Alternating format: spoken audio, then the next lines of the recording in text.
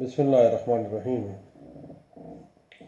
دوستو، code of civil procedure 1908 میں ایک اہم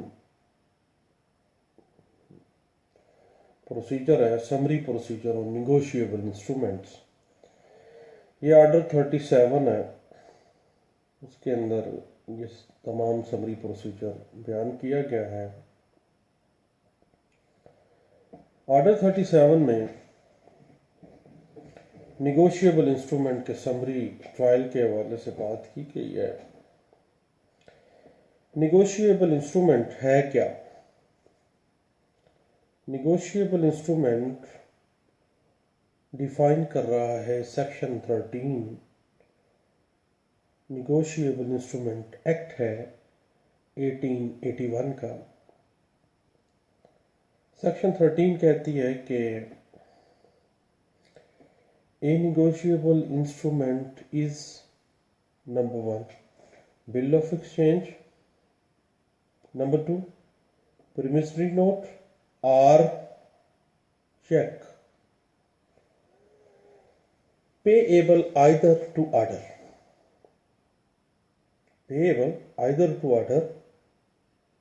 or bearer۔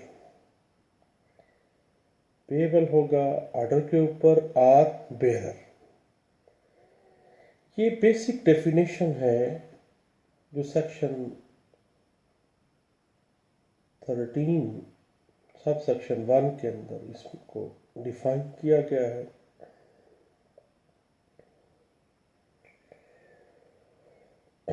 اب ہم آتے ہیں نیگوشیبل انسٹرومنٹ کے سمری پروسیجر کے اوپر۔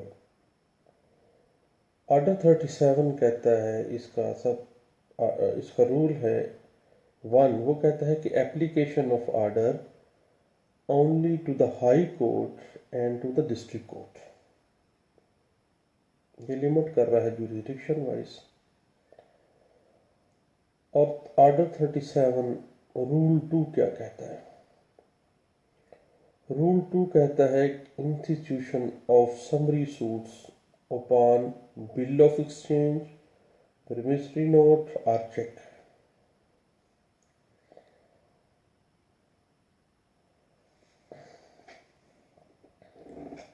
اس میں جو اہم چیز ہے وہ ہے سمن کا طریقہ کار۔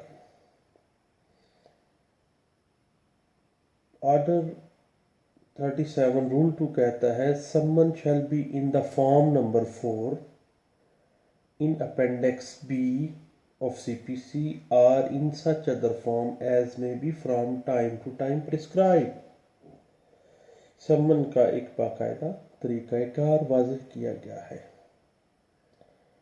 یہ ہے آرڈر 37 رول 2 کی کلاس 1 ہے، اس کے بعد رول 2 کی کلاس 2 ہے لیو to defend.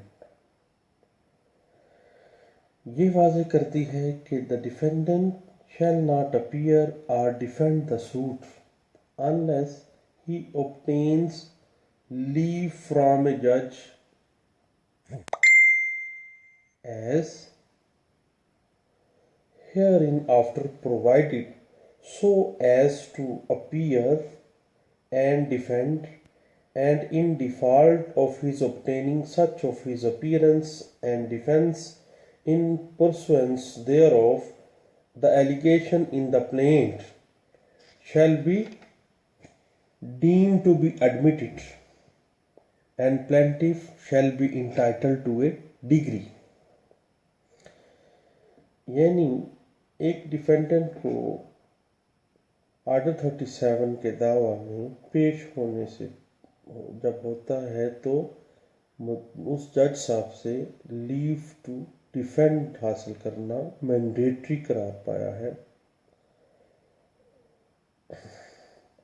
Leave to defend کی جو اپلیکیشن ہے اس میں جو رول اسٹیبلش کیے گئے ہیں اس کے اندر رول 2 کے اندر وہ یہ ہے کہ application must be filed in the court by defendant, پہلی بات۔ دوسری یہ ہے کہ application for leave to defend in summary procedure should be in the written form. تیسری بات یہ ہے کہ all the facts must be disclosed in the written application. جو اپلیکیشن دی جا رہی ہے لیو ٹو ڈیفینڈ کے لیے اس میں تمام جو فیکٹس ہیں وہ ڈسکلوز کرنے چاہیے. ڈیفینڈنٹ کو کوئی چیز چھپانی نہیں چاہیے. چوتھی چیز ٹیکنیکل ہے کہ affidavit must be attached with the application. پانچویں یہ ہے کہ کورٹ شیل کنسیڈر اپلیکیشن. اور سب سے آخر میں بات یہ ہے کہ کورٹ میں الاؤ لیو ٹو ڈیفینڈ اف سیٹسفائڈ. اگر سیٹسفائی ہے کورٹ تو وہ لیو ٹو ڈیفینڈ کرے گی. اس سے پہلے ایک بڑی اہم پروویژن ہے جو نیگوشیبل انسٹرومنٹ جو ایشو کیا گیا تھا نیگوشیبل انسٹرومنٹ ایکٹ 1881 کے تحت. اسی ایکٹ کی ایک سیکشن ہے سیکشن 89 نیگوشیبل انسٹرومنٹ ایکٹ 1881. یہ ایک پابندی لگا رہی ہے جو ہم عام طور پہ سیول اینڈ کرمنل لا میں اس کو نظر انداز کر دیتے ہیں. یہ سیکشن 89 کیا کہتی ہے ذرا دیکھتے ہیں. Section 89 of negotiable instrument act 1881 کہتی ہے except as herein otherwise provided. When a negotiable instrument has been dishonored by non-acceptance or non-payment, notice of dishonor must be given. Note کرنے والی بات ہے must be given to their drawer or to each endorser, and any drawer or endorser to whom such notice is not given is discharged. اب یہ section 89 پابندی لگا رہی ہے نوٹس کی کہ جب بھی کوئی نیگوشیبل انسٹرومنٹ ڈس آنر ہو تو سیکشن 89 کہتی ہے کہ لازمی ان کو نوٹس کرنا چاہیے اس کو ایشو کرنے والے کو، اس کے انڈورسر کو، ڈرائر کو. اگر یہ کسی کو نوٹس نہیں دیا جا رہا تو وہ ڈسچارج سمجھا جائے گا. لیکن ہم لوگ آئے روز اس چیز کو نظر انداز کر دیتے ہیں اور اس پہ ہمیں تھوڑا سا زور دینا چاہیے اور یہ ہمیں نظر انداز نہیں کرنا چاہیے. اب نیگوشیبل انسٹرومنٹ کے حوالے سے چند ایک چیزیں ہیں کہ پرومیسری نوٹ یا چیک کے اوپر اگر یہ کہا جائے کہ یہ ایک آنے والے دنوں میں ایک کانٹریکٹ کی صورت ہے، ایک پیبل اماؤنٹ ڈیو کرتی ہے، اس پہ دو گواہان کی جو فائنینشیل جو اوبلیگیشن ہے وہ تصدیق ہونا ضروری ہے، تو ایسی کوئی بات نہیں ہے. پرومیسری نوٹ یا چیک کے اوپر اس ٹرانزیکشن کے اوپر دو گواہان کی تصدیق ضروری نہیں ہے. یہ بات مختلف مقدمہ جات میں کہی گئی. ابھی recently 2017 P L D Lahore high court پیش ہے 45، اس میں بھی یہ بات دہرائی گئی. اور اس سے پہلے 2006 سی ایل سی پیج ہے 744، اس میں بھی یہ رول بیان کیا گیا ہے. اور ایک اہم چیز یہ ہے کہ بینک کے اندر چیک پیش کیے بغیر سمری سوٹ مینٹینیبل نہیں ہے. بینک کے اندر اس کو پریزنٹ کیا گیا اور وہ ڈس آنر ہو گیا دین سمری سوٹ میں آئیں گے، نہ کہ چیک اٹھایا اور سمری سوٹ میں آ گئے. ایسی نہیں ہے. مینٹینیبلٹی کے لیے بینک میں پیش کرنا، اس کا ڈس آنر ہونا یہ لازمی ہے. یہ بات طے کی گئی 2016 سی ایل سی پیج ہے 937 میں. اور اگر پرونوٹ کے اوپر دو گواہان کے دستخط بھی ہیں تو پرونوٹ کا جو دعویٰ ہے وہ آرڈر 37 کے تحت ہی ہوگا. یہ بات طے کی گئی تھی 2016 وائی ایل آر پیج ہے 110، نوٹ ہے 152. ڈیفینڈنٹ نے اگر یہ پہلے بیان دیا ہے کہ اس نے جو چیک جاری کیا ہے وہ بطور سیکیورٹی چیک دیا ہے، اس کے بعد اس نے کہا کہ چیک کے اوپر سگنیچر اس کے ہیں ہی نہیں، اور سگنیچر اس کے اگر نہیں ہیں تو اس نے اپنے اس ورژن کی سپورٹ میں ہینڈ رائٹنگ ایکسپرٹ کو پیش نہیں کیا، اس وجہ سے یہ تمام چیزیں ڈیفینڈنٹ کے خلاف جائیں گی اور پلینٹف کے حق میں جائیں گی۔ یہ بات ایک کیس لا میں ڈسکس کی گئی ہے 2016 SCMR پیج ہے 2163 میں۔ اس میں یہ ہے کہ ڈیفینڈنٹ کے حاضر نہ ہونے یا لیو ٹو ڈیفینڈ حاصل نہ کرنے کی صورت میں جو دعویٰ ہے وہ ڈگری نہ کیا جا سکتا ہے، یعنی اس کو مورا موقع دیا جانا چاہیے۔ یہ بات بھی ڈسکس کی گئی 2016 YLR پیج ہے 81 نوٹ ہے 111 پہ۔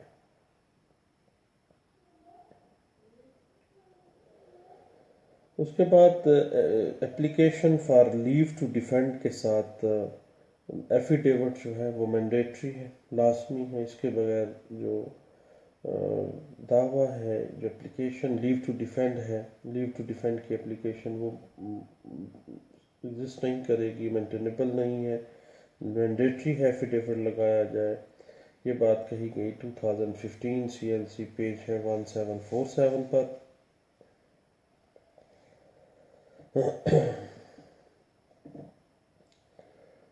آرڈر جو اپلیکیشن ہے آرڈر 37 رول 4، اس میں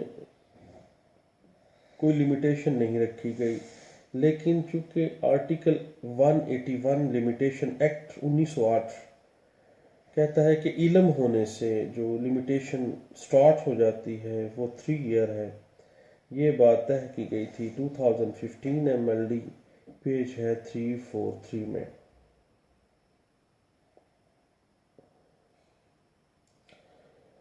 اور اگر چیک ڈس آنر ہو گیا ہے تو سمری سوٹ کے علاوہ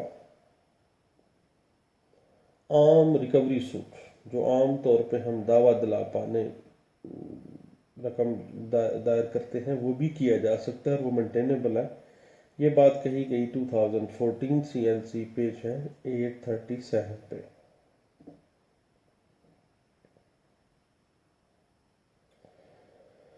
اس میں سمری سوٹس ٹیکنیکل سے سوٹس ہیں، اس میں اگر پرمیسری نوٹ کے بعد کوئی پارشل ادائیگی کی گئی ہے، پارشل ادائیگی لکھی گئی ہے مابین فریقین، تو یہ ایک ریگولر کنٹریکٹ کے زمرے میں آئے گا، ایک علیحدہ سے کنٹریکٹ ہو گیا ہے، یہ بات 2011 PLD Lahore high court 52 page ہے جس میں اس بات کو کہا گیا۔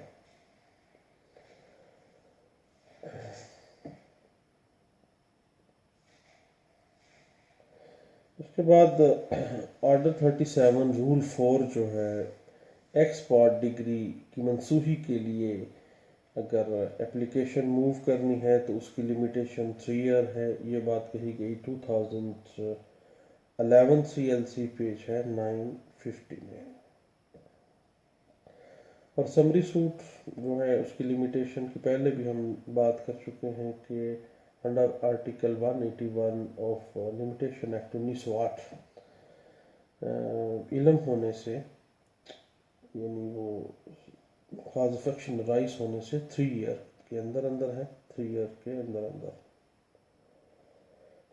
اور جب یہ دعویٰ دائر کیا جاتا ہے تو اس کے اگینسٹ جب ڈیفینڈنٹ لیو ٹو ڈیفینڈ کی اپلیکیشن دیتا ہے تو وہ غیر مشروط طور پر بھی منظور کی جا سکتی ہے، یہ بات کہی گئی ہے 2008 MLD پیج ہے 270۔ اور اگر یہ اپلیکیشن لیو ٹو ڈیفینڈ عدم پیروی خارج ہو گئی ہے تو دوبارہ اپلیکیشن دے کے اس کو برآمد کروایا جا سکتا ہے اور یہ دوبارہ بحال ہو سکتی ہے، یہ بات کہی گئی ہے 2008 CLC پیج ہے 341 اور 2003 YLR پیج ہے 2724 میں۔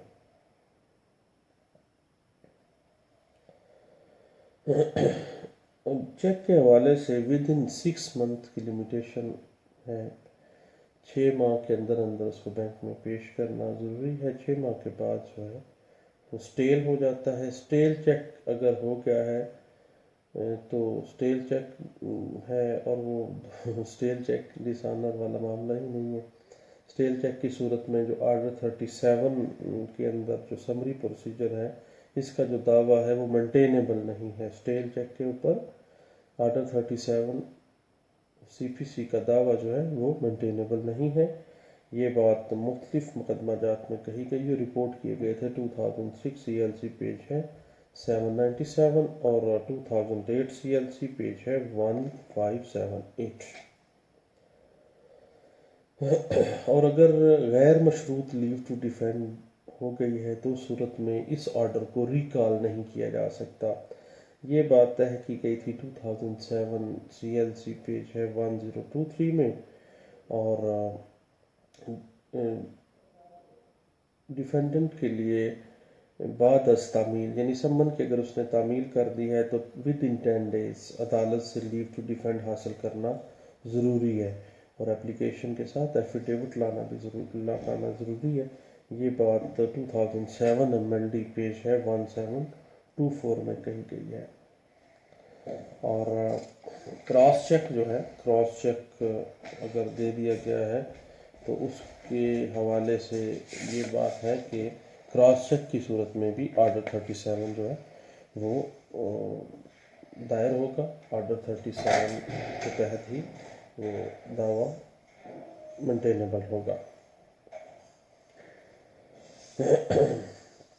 اور اگر ڈیفینڈنٹ مقررہ مدت کے اندر شورٹی جمع نہیں کرواتا تو عدالت کے لیے دعویٰ ڈگری کرنے کے علاوہ کوئی اور راستہ باقی نہیں رہ جاتا. یہ بات کی طے کی گئی ایک مقدمے میں جو رپورٹ کیا گیا تھا 2004 SCMR پیج ہے 882 میں. Thank you.